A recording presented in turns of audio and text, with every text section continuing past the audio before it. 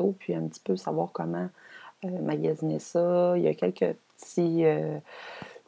petites choses importantes qu'on peut surveiller quand on achète un appareil photo. Aussi des accessoires. Donc, ça commence avec l'appareil photo, mais on a toujours des petits trucs à acheter à côté qui peuvent être bien pratiques là, selon ce qu'on veut faire comme type de photo. Je vais peut-être regarder un petit peu la nomenclature aussi d'un appareil photo. Des fois, on ne sait pas tous les pitons et tout et tout. Donc, j'ai un petit document que je vais vous montrer à l'écran à l'instant. Pour le reste, les capsules, j'aimerais ça vous montrer d'autres types de capsules. Moi, en action, malheureusement, là, pour le moment, j'ai personne pour me filmer. Donc, ça devrait venir bientôt. Je vais me trouver quelqu'un qui peut me filmer, surtout pour en studio et tout ça, là, si je veux montrer comment ça fonctionne. Je vais avoir besoin de mes deux mains. Donc, c'est ça. Donc, je vais trouver quelqu'un, puis sinon, ça devrait être pas pire. Je vais continuer avec des petits fichiers que j'ai déjà fait pour un cours de photo. Les différents types d'appareils photo, c'est pas compliqué. Je vais commencer en bas ici. Il y a toujours les compacts. C'est des appareils que tout le monde a, normalement. Maintenant, c'est pas mal plus avec nos cellulaires qu'on prend les photos, là, mais les compacts flash, c'est des petits appareils compacts, ça le dit. Il y a des bridge caméras, c'est des appareils pour débutants. Donc, les bridge, c'est dans le fond des appareils photo que la lentille ne peut se défaire. Il y en a des bons dans le Canon, surtout. Moi, j'avais suggéré ça à mes étudiants. Là. On peut même à cette heure filmer avec. Donc, quand vous commencez, c'est toujours intéressant, les bridges. Parce que aussi, je crois que vous avez le mode manuel. La seule affaire, c'est que vous ne pouvez pas jouer avec la lentille puis faire des effets avec la mise au point. Il y a des hybrides. Ça, c'est des semi-professionnels. Les hybrides, ça veut dire que vous allez pouvoir changer la lentille, mais c'est pas du haut de gamme. Là. Ça veut dire que souvent, il va être un petit peu fait en plastique ou il y a moins d'options aussi dessus. La qualité doit être bien. Ça dépend des appareils, mais la qualité doit être bien. Pour le reste, pour les hybrides, dans le fond, ils le font dans Canon, dans Nikon, etc. Là, c'est juste que ça va être, mettons, 800$ et moins. Je peux calculer ça selon le prix, si on veut. Les réflexes, appareils professionnels, évidemment. Les réflexes, encore là, on peut changer la lentille. On peut prendre les fichiers RAW aussi. Ça, c'est de quoi que je pense que les hybrides n'offrent pas.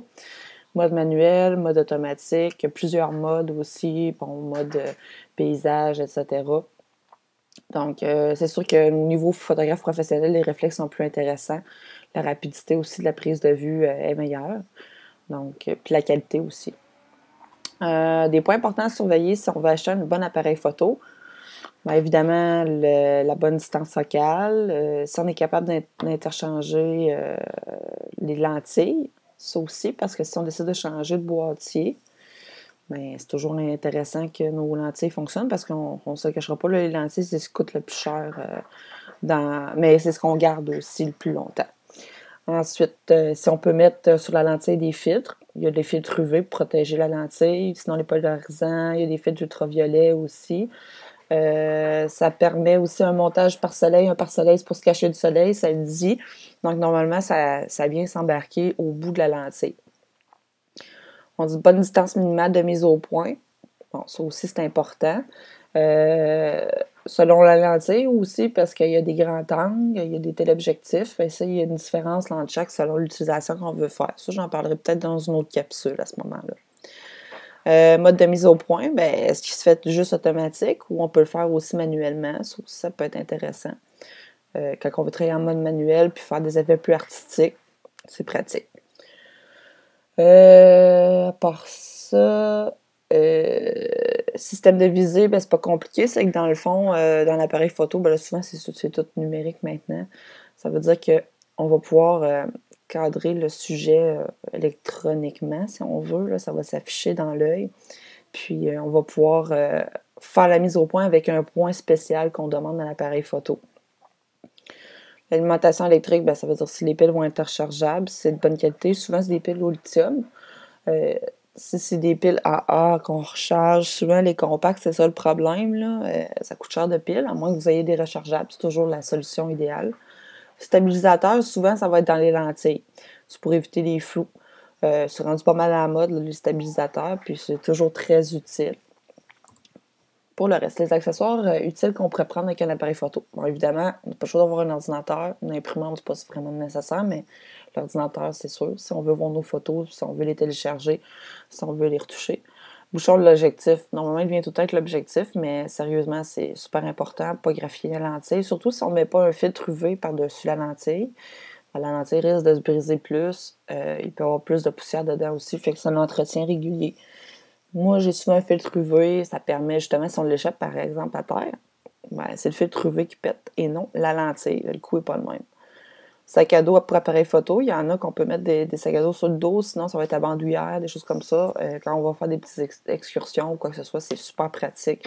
Puis il y a des séparations à l'intérieur qu'on peut mettre nos lentilles. Trépieds, bon, je sais que moi j'ai dit que je travaillais pas avec des trépieds, mais j'en ai à la maison. Puis ça arrive, je les utilise. Fait que ça va être soit un trépied fixe avec... il va y avoir... on cherche le mot. Un égalisateur là, pour voir si on est à un niveau, dans le fond, c'est ça. Il va y avoir un niveau dessus. Sinon, il y a des monopodes qu'on appelle les monopodes. C'est juste un pied. Donc, ça peut être pratique aussi. C'est moins pesant, c'est moins lourd à traîner. Moi, j'ai commencé à travailler avec ça. Je trouve ça bien le fun. Pour les différents types d'objectifs, bien évidemment, il y a le grand angle, il y a l'objectif, fichaise, il y a des bagues d'agrandissement qu'on peut mettre des baguettes, qu'on appelle, qu'on vient visser au bout de la lentille. Les fils, comme j'en ai parlé, UV polarisant ultraviolet, le pare-soleil, un flash portatif aussi. Évidemment, le flash prend des piles, fait que ça aussi, c'est important. Les piles, on en a une tonne. Ça, on n'a pas le choix. Les petites feuillettes nettoyantes, les kits de nettoyage pour lentilles. Moi, j'ai des petites feuillettes Kodak, là. C'est super mince, là, ça vient justement nettoyer la lentille. Si on met un doigt dedans ou s'il y a une poussière, ben c'est très intéressant. Justement, quand il y a du soleil ou quoi, ben ça arrive qu'on voit les taches dans nos photos, puis c'est pas ça qu'on veut. Fait que c'est super pratique. Le kit de nettoyage, je pense que c'est des petites gouttelettes, là, puis on vient laver, ça aussi, ça va bien. Pile rechargeable, bloc pile, ça c'est sûr, c'est certain. Des cartes mémoire supplémentaires, toujours. Les piles rechargeables aussi, je veux une petite bémol, là. Moi, ça m'est arrivé d'en avoir une neuve dernièrement quand je suis allée faire un shooting au domaine de Mézeray. Puis elle fonctionnait même pas, même si j'avais rechargé. Fait que, oui, dans ce cas-là, elle n'était pas utile, mais si, mettons, je vais passer une journée extérieure au complet dehors, ben 2 piles, c'est vraiment intéressant. Puis s'il y en a une de morte, ben, on peut recharger l'autre pendant qu'on prend des photos et tout ça. Carte mémoire, même chose, c'est pas arrivé qu'il y a des corruptions de cartes. Donc, c'est sûr qu'il faut avoir une carte supplémentaire.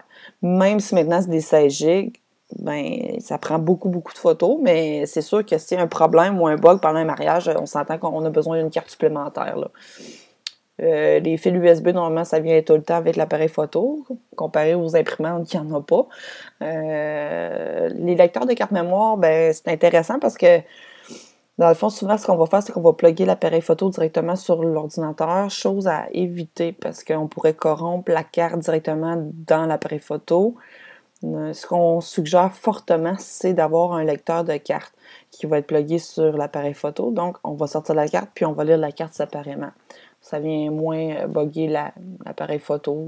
Du moins, en tout cas, moi, j'ai toujours travaillé comme ça.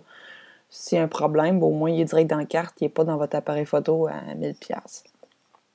Disqueture externe, toujours important, parce qu'on garde tout dans l'ordinateur, mais les backups, il faut en faire. Des DVD, on peut graver aussi pour les backups, ça peut être bien. Puis les logiciels de retouche, de recadrage, traitement de photos, il y en a plusieurs.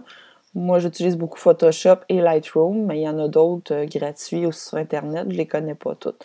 Puis il y a un logiciel qui vient avec la caméra que vous achetez normalement. Il y a iPhoto aussi qui peut faire quelques petites fonctions de base. La nomenclature, ben, je vous l'expliquerai pas toute, mais ça ici, c'est mon ancien appareil, le Canon 40D. Vous l'avez toujours quand vous achetez votre appareil photo, là, le petit livret, là, il est toujours utile. Donc, il va vous expliquer un petit peu chacune des touches, qu'est-ce que ça sert. La répartition aussi, si vous connaissez moins ça, ben, on peut voir à l'intérieur comment c'est fait. Il y a toujours un rideau, il y a un miroir. Bon, il y a la place où mettre justement l'objectif ici. Il y a un petit bouton aussi pour l'enlever. C'est bien important, tu ne sais pas sa lentille. Là. De toute façon, ça ne fonctionnera pas. Bouton déclencheur. Souvent, le bouton déclencheur, c'est cet appareil photo-là. Il faut peser à moitié pour faire la mise au point. Puis après, on pèse totalement pour prendre la prise de vue.